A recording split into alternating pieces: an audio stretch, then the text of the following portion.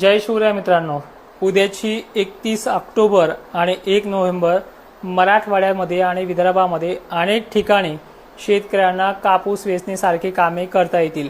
एखाद-दोन ठिकाणी स्थानिक वातावरणाचा पडला मोठी भीती नाहीये।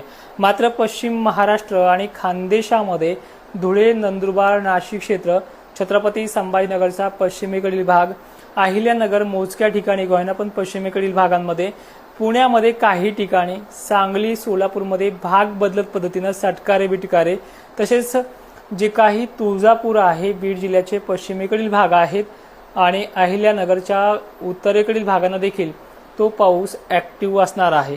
यामध्ये व्याप्ती आणि जास्त जोर नाशिकचा, धुळ्याचा, नंदुरबारकरांचा देखील जळगावमध्ये मोजक्या ठिकाणी कोण असणार आहे। पण बीड जिल्हा, जालना जिल्हा तुरळक ठिकाणी, पूर्व मराठवाडा आणि पूर्व विदर्भात मोजक्या ठिकाणी कामं चांगल्या पद्धतीने